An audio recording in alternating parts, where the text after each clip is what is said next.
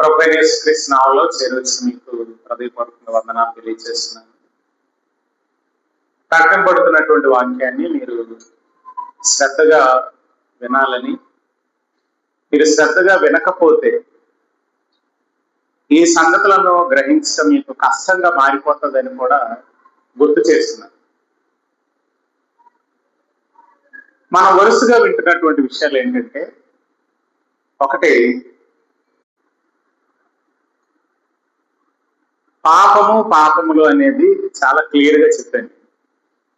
రెండవది, దేవుడు ప్రేమ గలవాడు, అయినా ఆయనకు అడ్డం వస్తున్నదేది ఆయన నీతి అని గుర్తు చేశాను.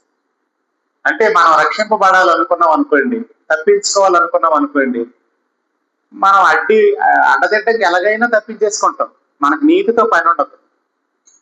మనల్ని మనం సేవ్ చేసుకోవాలనుకునేటప్పుడు ఆ ప్రమాదంలో నుండి ఎలాగైనా తప్పించేసుకోవాలి. మన పిల్లల విషయానికి వచ్చినా మనం ఎలాగోలా తప్పించేయాలని చూస్తాం. కానీ ఇది కరెక్ట్ కాదు. చేసిన తప్పుని ఇది నీతియుక్తంగానే తప్పించాలని అనుకోం మనం. ఓకేనండి. కానీ దేవుడు మనల్ని విమోచించే విషయంలో నీతియుక్తంగా విమోచించాడు. అంటే నువ్వు చెప్పుకోవటానికి అవకాశం ఇవ్వలేదు ఆయన. దేవుడు వీళ్ళని రక్షించాడు కానీ అదేంటో అనటానికి లేదు. ఒక ఎమ్మెల్యే తన పిల్లోడిని తప్పించేశాడు అనుకోండి, మనం ఏమంటాం? అధికారాన్ని ఉపయోగించి లంచం ఇచ్చి తప్పించేశాడు అంటాం. అలా మనల్ని తప్పించలేదు ప్రభు. మనలను తప్పించే విషయంలో దేవునికి ప్రేమ ఉంది. అలా అని తనదైన, అంటే తన ఇష్టానుసారంగా చేయలేదు. ఆయనలో నీతి ఉంది. ఆ నీతిని అనుసరించి చేశాడు కనుక నా రక్షణ న్యాయబద్ధమైనది అనే విషయం చెప్పాను. తర్వాత మూడో విషయం ఏం చెప్పానంటే,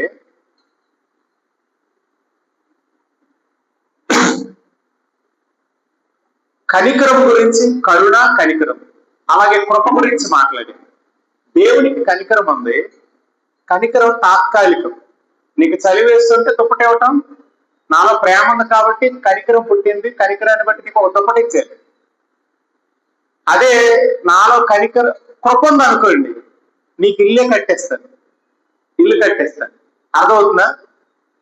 కరుణ, కనికరం అనేది తాత్కాలికం, అప్పటికప్పుడు చేసి పెట్టేసేది. కృప ఉంది అనుకోండి, శాశ్వత కాలానికి సంబంధించింది. కరుణకి కృపకు ఉన్న వ్యత్యాసం చెప్పాను. హలో, వింటున్నారా? వినండి. ఈరోజు నేను మీకు చెప్పాలనుకునే మాట ఏంటంటే, బ్లెస్సింగ్ ఇచ్చేటప్పుడు ఏమని బ్లెస్ చేస్తాం మనం? ఆశీర్వచనం ప్రార్థన అనంతరం ఏమని ఇస్తాం? పరిశుద్ధాత్మ యొక్క ప్రేమ, తండ్రి కృప, యేసుక్రీస్తు ప్రేమ అంటామా, లేదా యేసుక్రీస్తు సహవాసం అంటామా?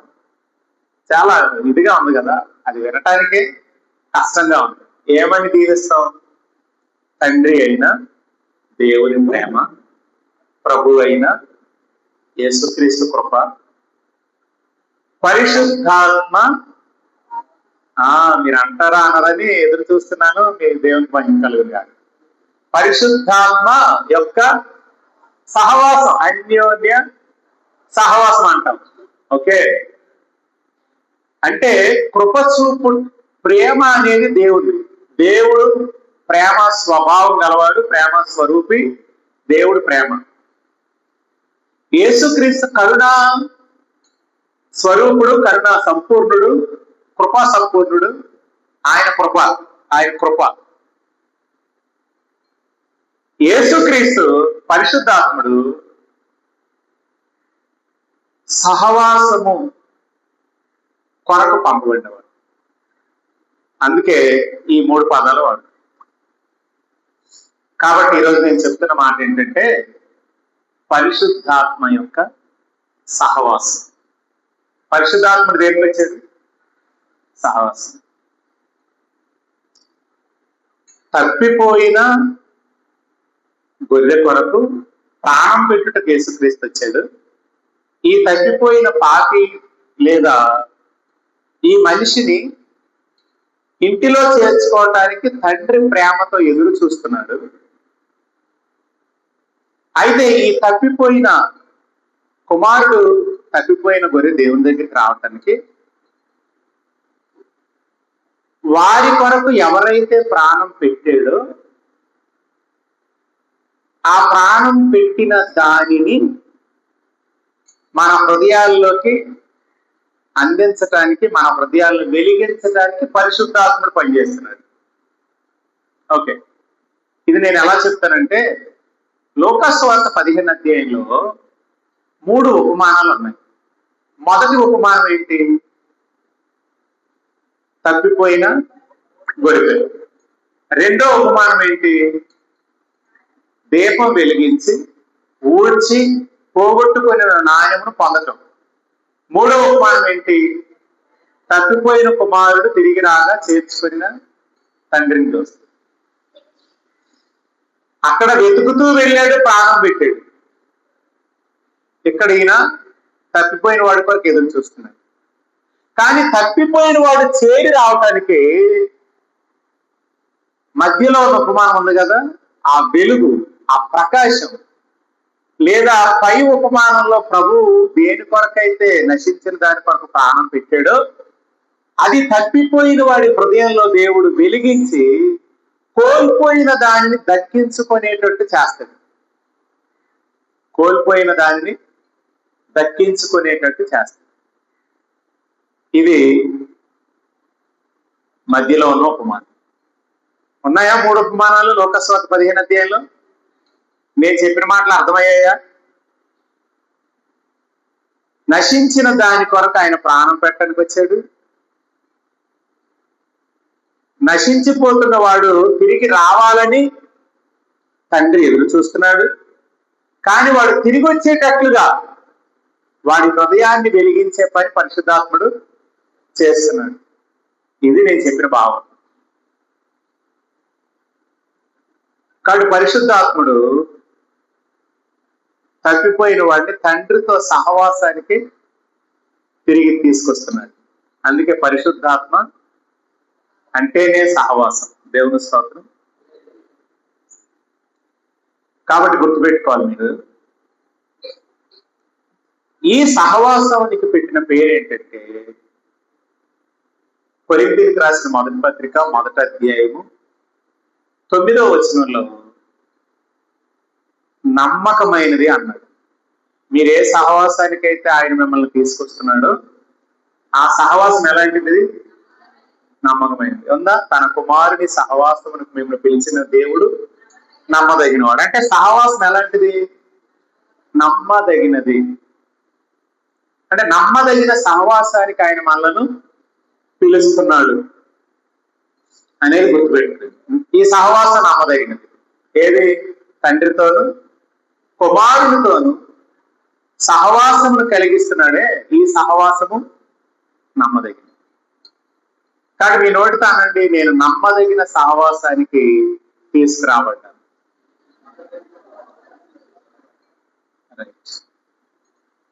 ఇప్పుడు నేను చెప్పబోయే విషయం ఏంటంటే,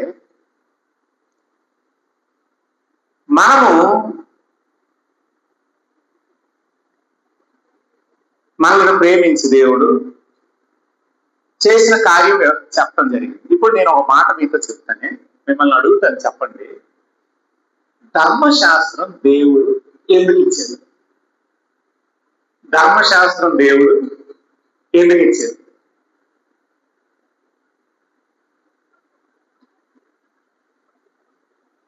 ధర్మశాస్త్రాన్ని మీరు ఎవరు మాట్లాడలేదు కంటే వినండి. ధర్మశాస్త్రాన్ని దేవుడు ఎందుకు ఇచ్చాడంటే, నా పాపములు నాకు తెలియటండి. ఓకే, పాపం అనగా ఎట్టిదో తెలియటానికి, అంటే పాపమును గురించిన జ్ఞానం నాకు రావటానికి. ధర్మశాస్త్రం దేనికి ఇచ్చాడు? మనిషికి పాపమును గురించిన జ్ఞానం రావటం. పాపం అనగా ఎట్టిదో నీకు తెలియటానికి. ధర్మశాస్త్రం దేనికి ఇచ్చాడు? నువ్వెంత బలహీనుడివో నీకు చూపించండి. ఓకే, నమ్ముతున్నారు ఈ మాట మీరు? ఎందుకంటే ధర్మశాస్త్రం ప్రతి ఒక్కరి నోరు మూయిస్తుందంట, నోరు మూయిస్తుందంట. ఎందుకు? ధర్మశాస్త్రం ఇచ్చిందేమో ఒకదాని కొరకు, ధర్మశాస్త్రాన్ని ఉపయోగిస్తున్నది మరొక దాని కొరకు. దేనికి ఇచ్చారని చెప్పాను? పాపమును గురించిన జ్ఞానం కలగటానికి. 2, నువ్వెంత లోపము గలవాడు అని నీకు చూపించండి. 3, నీ అతిక్రమాలు బయటపెట్టండి. మన అతిక్రమాలను బయటపెట్టండి కదండి. ఇప్పుడు 16 సంవత్సరాల పిల్లోడు రోడ్డు మీద బండి నడపొచ్చా? బైక్ నడపకూడదా? ఏం నువ్వు డౌట్ లో పడ్డా? ఖచ్చితంగా ఉన్నావా? డైనమోలో లేవు కదా. 16 ఏళ్ళు అనేది మైనర్, కాబట్టి మైనర్లకు ఏమి ఇవ్వకూడదు? బైక్ ఇవ్వకూడదు. కాబట్టి మైనర్, నీకు ఎన్ని సంవత్సరాలు అంటే నువ్వు నడపొచ్చా? ఇంకా నువ్వు మైనర్వే, అవునా కాదా? నడుపుతాను బండి, లోపల వేస్తారు జాగ్రత్త. ఇప్పుడు కాబట్టి మైనర్ బండి నడపకూడదు.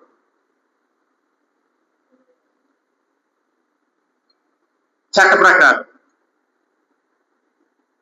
నేను ఈ మాట అంటాను, మీరు ఒప్పుకోరు నాకు తెలియదు. మైనర్ బండి నడపొచ్చు, ఒప్పుకుంటారు?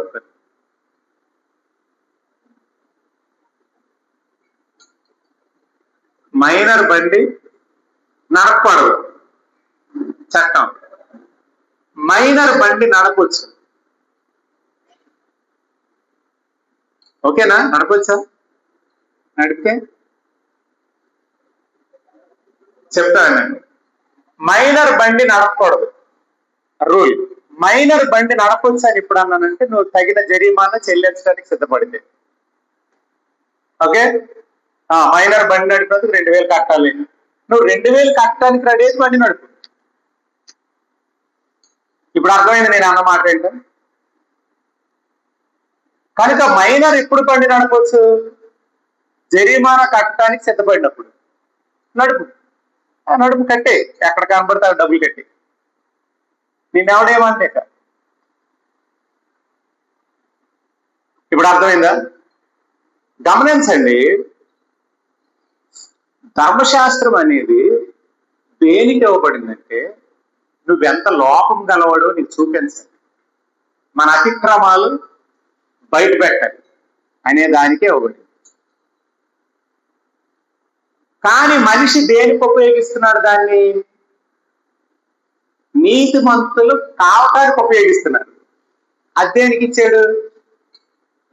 అసలు నువ్వేంటో నువ్వు తెలియటానికి ఇచ్చాడు. దేవుడేమో దానివల్ల నువ్వేంటో నీకు తెలియాలని ఇచ్చాడు. మనం దేనికి ఉపయోగిస్తున్నాం?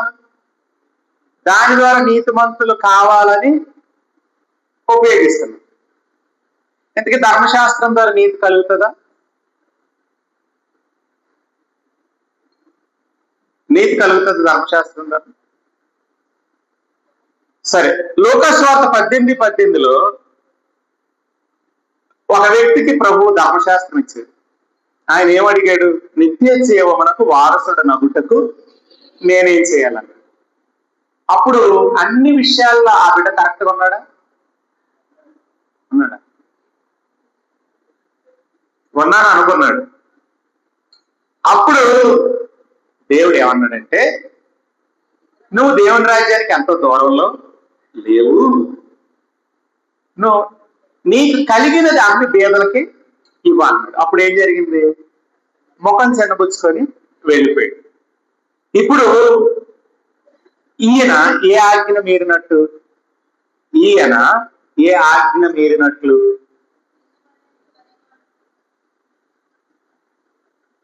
చెప్పండి, పర్లేదు. నిన్ను వలె పొరుగు వాడిని ప్రేమించని ఆజ్ఞను మీరినట్ట. ఓకే, ఇంకా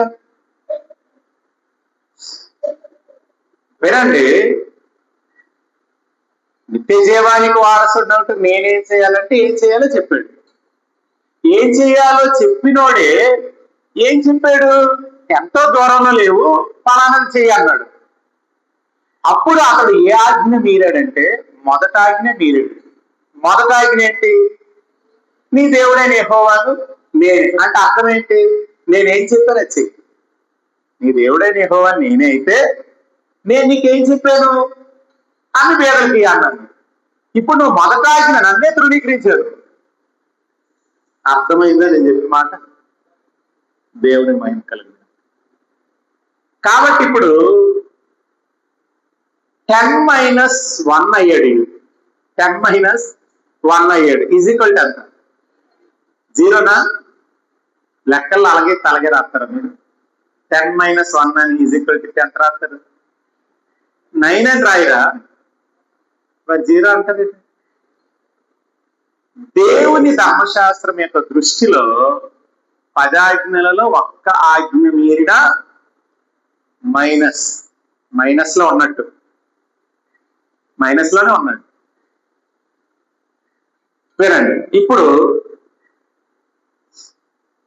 అదే 18 అధ్యాయంలో 2 ఆజ్ఞలు నా పాటిస్తున్నాడు అన్నాడు. 9వ వచనం నుండి 18వ వచనంలో ఆయన చూశారు మీరు. 9వ వచనం నుండి ఒకటి కనబడ్డాడు. పేరేంటి? పరిసేయుడు. సుంకరు పరిసేయుడు. పరిసేయుడు ఏమంటున్నాడు? వారానికి 2 రోజుల కోసం సంపాదన అంతట్లో 10వ వంతు అని అన్నాడు.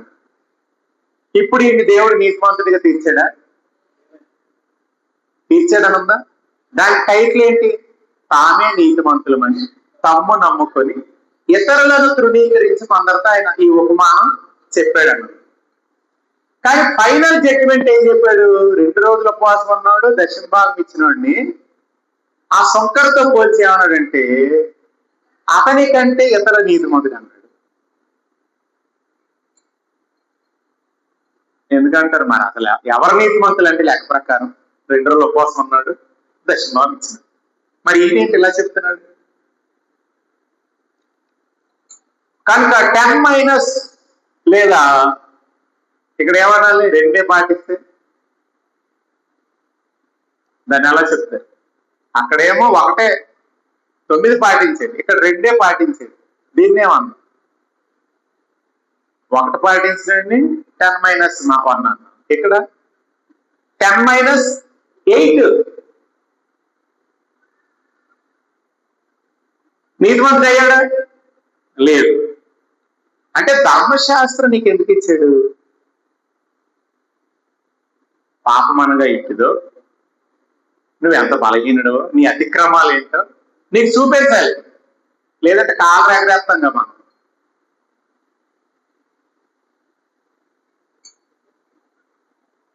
ఇప్పుడు ఈ ప్రపంచంలో ఉన్న సంఘాలన్నింటిలో నుండి మహాభక్తులు అనబడిన వారిని, దేవుణ్ణి, ధర్మశాస్త్రాన్ని, మహాభక్తులు అనబడిన వారిని, దేవుణ్ణి, ధర్మశాస్త్రాన్ని పక్కనెట్టి ధర్మశాస్త్రం చొప్పున జడ్జిమెంట్ చెయ్యమన్నారు అనుకోండి, ఎవరైనా నీతిమంతులు ఉంటారా? ఉంటారు. మా ఫేవరెట్ సతీష్ కుమార్ గారు ఉంటారు అనుకుంటారా అండి? మా ఫేవరెట్ ఎవరు? స్టీఫెన్ పాల్ గారు ఉంటారా అంటే? ఇక్కడ ఫేవరెట్ వాళ్ళు ఎవరు ఉన్నారా? సేవకుల ఫేవరెట్స్, సేవకుల ఫేవరెట్స్ ఎవరున్నారా? ఏ సుబ్రహ్మణ్యం అన్న ఇలా కోపం రాదు, కానీ వాళ్ళ ఫేవరెట్ సేవకుడు అంటే పొలి మండిపోయింది ఇలా. సరే, నేను కొన్ని పేర్లు చెప్పాను అనుకోండి, మీరు ఎవరిని తీసుకొచ్చైనా దేవుణ్ణి పెట్టి ధర్మశాస్త్రాన్ని పెట్టి దీని చొప్పున జడ్జిమెంట్ చేయమంటే ఈ ఫేవరెట్ సేవకులు అందరూ నిలబడగలరా? ఫేవరెట్ విశ్వాసులు నిలబడగలరా? పోనీ ధర్మశాస్త్రం చొప్పున జడ్జిమెంట్ చేస్తే ప్రతి నోరు మొయ్యబడుతుంది. నోరు మొయ్యినారు అన్నదన్నమాట. మొయ్యినారు అంటారు. అంటే ఏ ఒక్కడు నీతిమంతుడు లేడు అని చెప్తుంది అది.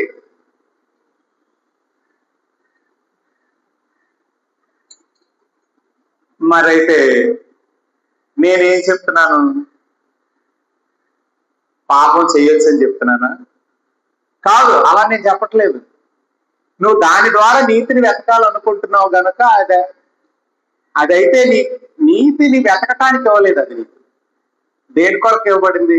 నువ్వేంటో నీకు చెప్పడానికి ఇచ్చిందండి. వాస్తవంగా చెప్పాలంటే అది మాతృహంతకులకి, పితృహంతకులకి, ధర్మానికి భిన్నంగా ఎవరు ప్రవర్తిస్తున్నారో వాళ్ళకే ఇవ్వబడింది. చట్టం అండి అది. చట్టం ఎందుకు ఉందండి మన దేశంలో చెప్పండి? నీతిమంతులు అవటానిక? నీతిమంతులు అవటానిక? నువ్వు ఇలా ఉండని చెప్పటానిక? నువ్వు ఇలా ఉండాలని చెప్పటానికి కానీ నువ్వు దాని ద్వారా నీతిమంతులు అయిపోతావని చెప్తుంది అది. ఏమన్నా ఏ చట్టం తీసుకోండి, కొన్ని పలానా చట్టంతో నువ్వు నీతిమంతులు అయిపోతావా? మరి ఈ చిన్న లాజిక్ ఎవరికి అర్థం అవుతుంది? నాకు అర్థం కాదు. ఈ చిన్న లాజిక్ ఎవరికి అర్థం కావట్లేదు. మీరు ఇది పక్కన పెట్టండి, లోకంలో ఉన్న చట్టాలు తీసుకురండి. లోకంలో ఉన్న చట్టాలు మీరు నీతిమంతులు అవటానికి ఇచ్చారా? లేకపోతే మీరు ఇలా ఉండాలని ఇచ్చారా? మీరు ఇలా ఉండండి అని ఇచ్చారు, కానీ దాని ద్వారా నీతిమంతులని జడ్జి చేయదు అది. అందుకు ఇవ్వలేదు అది. అర్థమవుతుందా? కష్టంగా ఉందా? దేవునికి మహిమ కలుగును కాక. కాబట్టి ధర్మశాస్త్రం అనేది మనకు నీతిని ఇవ్వదు, నీతిమంతులుగా మనలను చెయ్యలేదు. గుర్తుపెట్టండి. ఒకవేళ ధర్మశాస్త్రం కనుక మనల్ని నీతిమంతులుగా తీరిస్తే నీతి ద్వారా ఏం కలుగుతుంది మనుషులకి అని వాక్యం చెప్తుంది. నీతి ద్వారా ఏం కలుగుతుంది? జీవం కలుగుతుంది. జీవం. నీతి ద్వారా ఏమొస్తుంది మనుషులకి? జీవం వస్తుంది. ఏమంటే నీతి లేకుండా జీవం ఉండదు. నీతి ద్వారానే జీవం వస్తుంది. ధర్మశాస్త్రం ఒకవేళ నీకు నీతినిస్తే అది వాస్తవంగా నీకేమి ఇవ్వాలి? జీవాన్ని కూడా ఇవ్వాలి. మరి ధర్మశాస్త్రం ద్వారా నీతి కలుగుతుందా?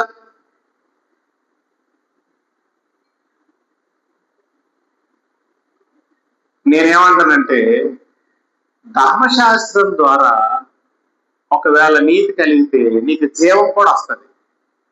అందుకు నేనేమంటానంటే ధర్మశాస్త్రం ద్వారా నీతి రాదు, కానీ ధర్మశాస్త్రం ద్వారా నీతిని వెతకాలనుకునే వాళ్ళకి జీవం కలుగుతుంది. ఈ మాట పట్టుకోవాలి మీరు. ఏదో కదలిని పోవటానికి కాదు మనం దేవుని సన్నిధికి వచ్చేది. అందుకే ఆత్మ సంబంధమైన విషయాలకి, ప్రకృతి సంబంధమైన విషయాలకి బోలెడంత వ్యత్యాసం ఉంది. మనం అంత మనసు పెట్టట్లేదు.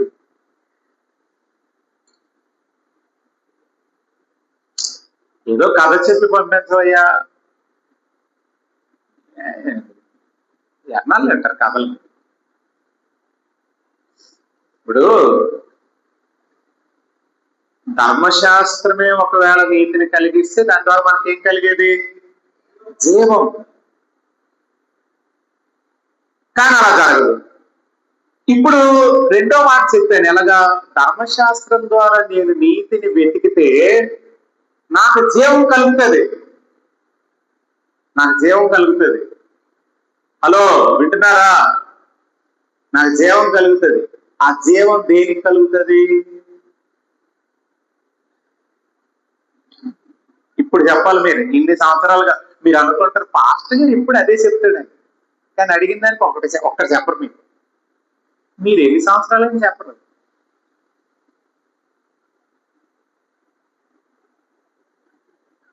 ఏం చెప్తారు చెప్పనా? యోసేపుకి ఎంతమంది అన్నదమ్ములు అని చెప్తారు.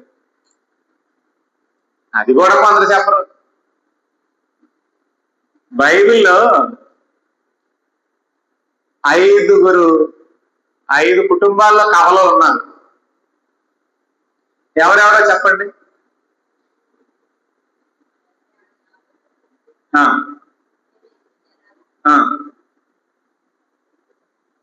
ఇద్దరు అయిపోయారు. ఇంకా మీరు ఏమనాలి? అసలు 5 కుటుంబాలు లేవంటే 2 కుటుంబాలు ఉన్నాయని చెప్పండి. నిజంగానే 5 లేరు, 2 కుటుంబాలు ఉన్నాయి. కానీ మీరు ఇప్పుడు 3వ దానికోసం ఆలోచించేస్తుంటారు అనమాట. బైబిల్లో 2 కవల కుటుంబాలు ఉన్నాయి, 5 కుటుంబాలు లేవు. అర్థమవుతుందండి? ఓకే, ఉన్నారంటే ఉన్నారు, లేరంటారేటండి? 5గురు ఉన్నారు, మీకు గుర్తు రావట్లేదు. ఇంతకు ఉన్నారా లేరా? ఎప్పటికీ గట్టిగా చెప్పలేకపోతాను. 2 కుటుంబాలు ఉన్నాయి, కవల కుటుంబాలు. యాకోబు, ఏశావు, పెరెస్, జరహు అని వీళ్ళిద్దరే, ఇంక లేదు. అర్థమవుతుందా మీకు? మేకాలకి ఎంతమంది పిల్లలు? చెప్పాలి మీరు ఆన్సర్, బహుమతి ఇస్తారు.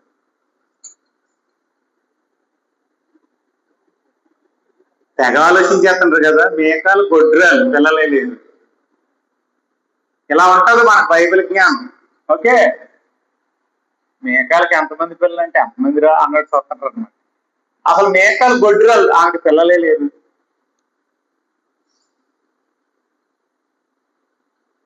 అంటే మీరు అర్థం చేసుకోవాలి మీరు. కాబట్టి ధర్మశాస్త్రం ఆజ్ఞలు నీతిని ఇవ్వవు, కానీ నువ్వు దాని ద్వారా నీతిని వెతకాలనుకుంటే మాత్రం నీకు అదొక జీవం ఇస్తుంది. దేనికి జీవం ఇస్తుంది చెప్పండి?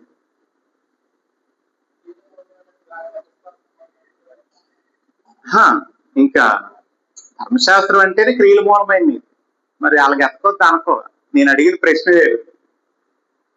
ఈ ఆజ్ఞల ద్వారా నీతిని వెతకాలనుకునేటప్పుడు అదొక జీవం ఇస్తుంది నీకు. ఆ జీవం ఏంటని అడిగింది.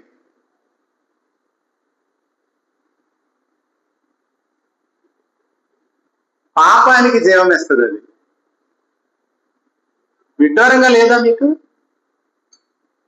ఆజ్ఞ ద్వారా నీతిని వెతకాలనుకునే వాళ్ళందరికీ జీవం ఇస్తుంది అది. ఏ జీవం ఇస్తుంది? పాపానికి జీవం ఇస్తుంది. ఉదాహరణకి ధర్మశాస్త్రంలో ఆశించవద్దు అనే మాట ఉందా? ఈ ఆజ్ఞ ద్వారా ఆశించకూడదు అని నీతిని వెతకాలనుకున్నాడు ఎవరు? అపోస్తలుడైన పౌలు రాశాడుగా 7వ అధ్యాయంలో రోమపత్రికలో. కంఠస్థం కూడా చేశారు కానీ గుర్తుండదు. అప్పటికప్పుడు అప్పగించేసి మార్కులు కొట్టేయాలంటే. ఇప్పుడు ధర్మశాస్త్రంలో ఆజ్ఞ ఏంటి? ఆశించకూడదు. ఆశించకూడదని ఆజ్ఞవి నేనేం చేస్తున్నాడు? దాని ద్వారా నీతిని వెతికాడు, ఆశించకూడదని. అప్పుడు ఏం పుట్టిందంటే ఆయనకి దురాశ పుట్టింది. దురాశ పుట్టిందంటే కింద ఏం రాశాడు? పాపానికి జీవం వచ్చింది అన్నాడు. అంటే ఆజ్ఞ ద్వారా నీతిని వెతికితే ఏమొస్తుంది మనకి? అప్లోడ్ చేయండి అయ్యా వీడియోలు.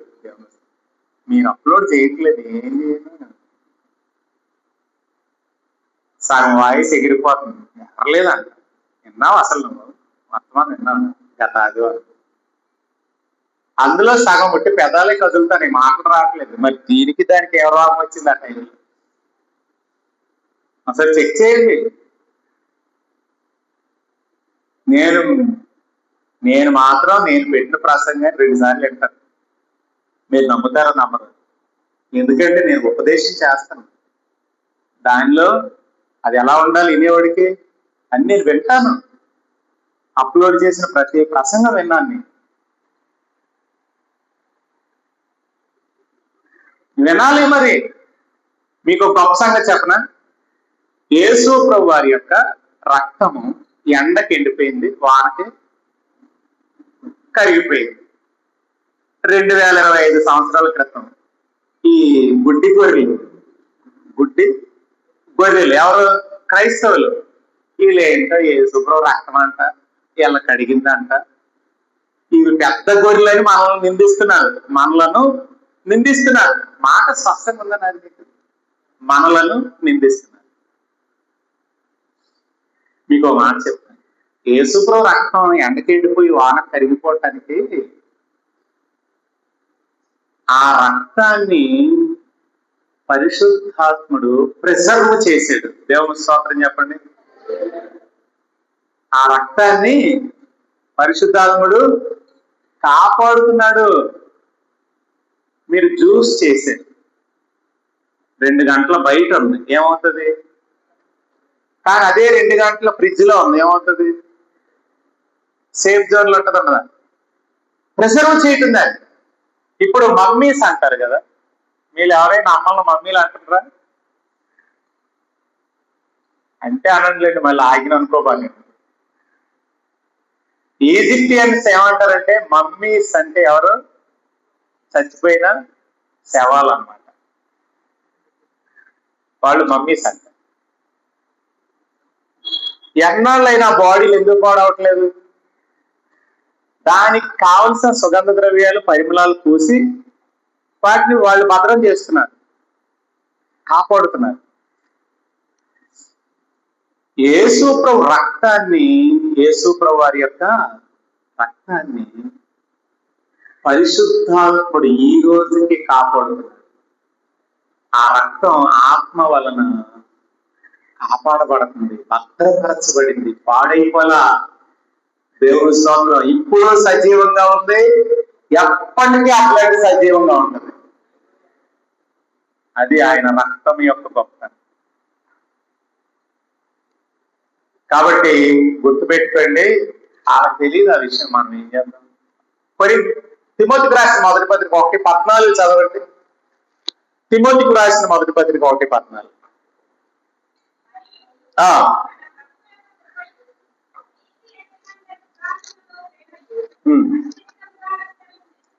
మీకు ఒక్క మాట అమ్మా, ఒక్క నిమిషం.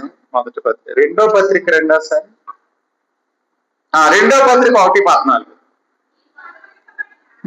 నీకు అప్పగింపబడిన ఆ మంచి పదార్థమును మనలో నివసించు పరిశుద్ధాత్మ వలన కాపాడుము. ఏంటి ఇప్పుడు నీలో నివసించే మంచి పదార్థాన్ని కాపాడు అంటే? విడగొట్టింది అర్థమవుతుందా మీకు? నేను విడగొడుతున్న విధానం. మీలో నివసిస్తున్న మంచి పదార్థాన్ని కాపాడండి అన్నారు అనుకోండి, ఎవరిది బాధ్యత? నాది. కానీ మీలో నివసించు ఆ మంచి పదార్థం, నీకు అప్పగింపబడిన ఆ మంచి పదార్థం మనలో నివసించే పరిశుద్ధాత్మ వలన మీరు కూడా వాక్యం విన్నప్పుడు ఎందుకు ఎండిపోతుంది, ఎందుకు కరిగి వెళ్ళిపోతుంది అంటే, వినండి, సహవాసం, పరిశుద్ధాత్మ వలన సహవాసంలో ఉంటేనే ఈ విన్న సంగతులు కూడా మీలో ప్రిజర్వ్ చేయబడతాయి. యూట్యూబ్ లో ఏం చేయబడుతున్నాయి సంగతులు, అదే లేకపోతే ఇక్కడే. కానీ ఇప్పుడు వెళ్ళి ఆన్ చేస్తే సంగతిని అది భద్రం చేస్తుంది. నేను చెప్తున్న మాట అర్థం చేసుకోండి. ప్రభు రక్తాన్ని ఈ రోజుకి భద్రం చేస్తున్నవాడు పరిశుద్ధాత్ముడు. అది పాడైపోలేదు, ఆ రక్తం నీటికి సజీవంగా ఉంది. అందుకే ఆ మంచి పదార్థం మీలో నివసించు పరిశుద్ధాత్మ వలన, మీలో నివసించు పరిశుద్ధాత్మ వలన కాపాడుము. దేని వల్ల కాపాడుము?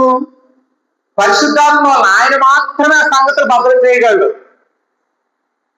కాకపోతే నువ్వు విని మర్చిపోతావు, వింటావు మర్చిపోతావు. నువ్వు ఎవరివి? శరీర సంబంధి కనుక. అంటే శరీర సంబంధమైన పరిస్థితులకు వెళ్ళినప్పుడల్లా ఇవి ఎరస్ అయిపోతుంటాయి. అర్థమైందా? వింటారా? మళ్ళీ దేవునికి స్తోత్రం. ఇదండి విషయం. టైం అయిపోయిందండి, నేను ముగిస్తాను. అర్థమైంది కదా? ధర్మశాస్త్రం ఇచ్చింది ఒకదానికి, మనుషుడేమో దాన్ని ఎక్కువ దానికి ఉపయోగిస్తున్నాడు. అయితే ఇప్పుడు వినండి, అరే ఆశించవద్దు అని ఆజ్ఞ ఉంది, అంతేగాని దాని ద్వారా నేను ఆశించకుండా ఉండాలి అన్నప్పుడల్లా నాకేం కలుగుతుంది? దురాశ పుట్టింది. ఎంత విడ్డూరమైన విషయం. మీకు గనక అర్థం కాకపోతే మీరు ఇంటికెళ్ళి ట్రై చేయండి. ఇది ట్రై చేసినోడు చెప్పిన మాట. ధర్మశాస్త్రం వలన నిష్ణాతుడు, ధర్మశాస్త్ర నీతి వలన అనింద్యుడిగా పొద్దునే పై నంచబడినడు. నీతి వలన అనింద్యుడిగా ఎంచబడాలనుకున్నాడు.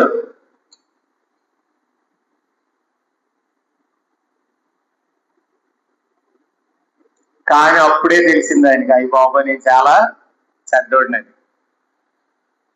మీకు కూడా ఈ విషయం అవునా చాలా చేసా కానీ బోధ అని ఎవడైనంటే ఆడికి నేను ఒకటే చెప్తాను, నువ్వు ఆజ్ఞ ద్వారా నీతిని వెతకటానికి ట్రై చేయి. ట్రై చేస్తే తెలుస్తుందండి అది దోసలు ఎలా పుట్టేస్తుందో.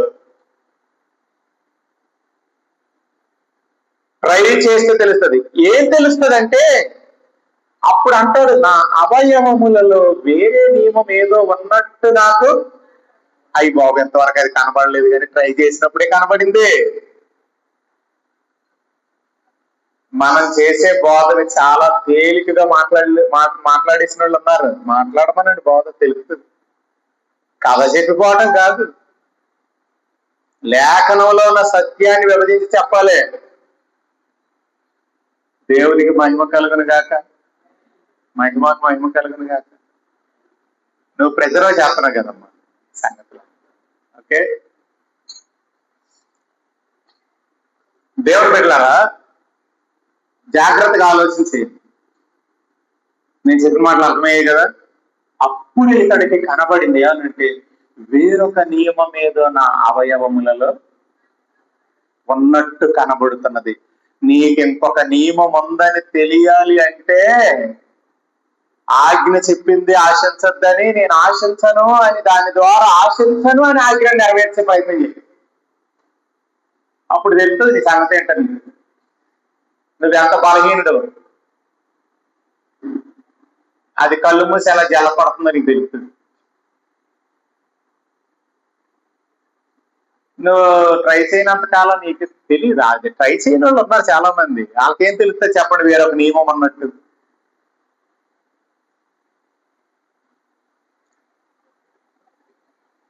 దేవుడి మాటలు మనం ఇంటిలో తీర్చుకుందాం.